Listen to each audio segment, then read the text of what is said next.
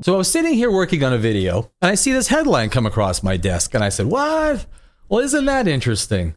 Here's the headline. There's our three girls, the Marvels.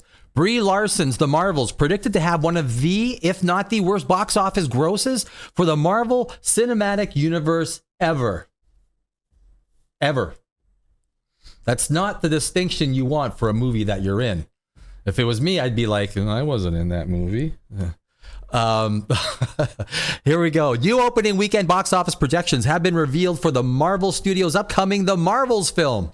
And it claims the film will make less than the box office loser Ant-Man and the Wasp: Quantumania, and could claim the spot for not just the lowest opening weekend in Marvel Cinematic Universe history, but the lowest grossing MCU film overall.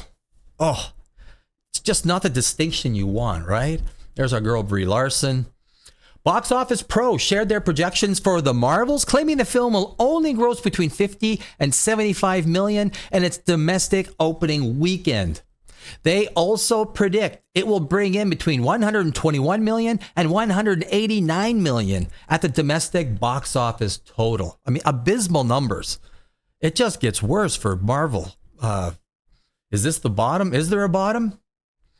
These projections are far lower than their initial long-range projections for Ant-Man and the Wasp: Quantumania earlier this year. They initially predicted that film would gross between 96 million and 131 million in its opening weekend domestically, and go on to earn between 249 million and 347 million in its entire domestic box office run.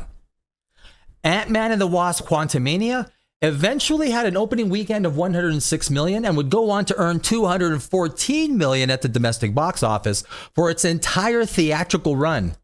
Overall, the film grossed 463.6 million globally. After its opening weekend, I mean, it just plummeted. It was like a 68% drop or something like that. It was just horrible. I think it could have been worse than that.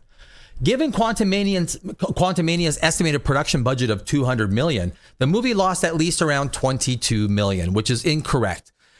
If it had a production budget of 200 million, and I think it was actually more than that, the marketing is going to be at least $100 million, giving you a number of $300 million. On a total gross of 463.6 million, you've got a loss of at least $80 million, pushing $100 million loss, at least. That's incorrect. It's quite likely that the Marvels will be even a bigger loser if the highest projections are true. Forbes reported back in the middle of September that the film's production budget is 274 million. Now listen to this. However, the report also notes that the film received 55 million in tax subsidies from the United Kingdom, bringing the net cost down to around 220 million. But there's another however. However, that was not the final report regarding the Marvel's production spend for the United Kingdom's government. And it also does not include post-production costs for the film. Editing, finishing up the film, colorization, things like that. Thus, financial analyst Valiant Renegade predicted the production was likely 300 million, if not more. Probably if not more. Even if you use Forbes' $220 million number, the film's break-even point is around 440 million, which again is incorrect. 220 million plus at least 100 million marketing. You've got 320 million, 640, 650 million. And it's probably a lot more than that. That's if you use the smaller number. However, if you use Valiant Renegade's $300 million number, the film needs to make around 750 million or more. Most likely or more. Given the low box office predictions from Box Office Pro, it's quite likely the film will be just another loser at the box office for the Walt Disney Company, Bob Iger, Marvel Studios, and Kevin Feige. Boy, Kevin Feige sure is racking up the losers, eh? There's our girl Brie.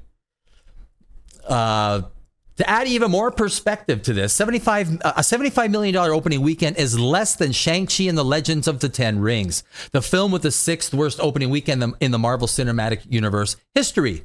The film had a $75.8 million gross in its opening weekend back in September 2021, and that was back in the COVID days. If you factor in inflation, the only film it bests is Ant-Man, which would see its opening weekend gross clock in at 74.3 million.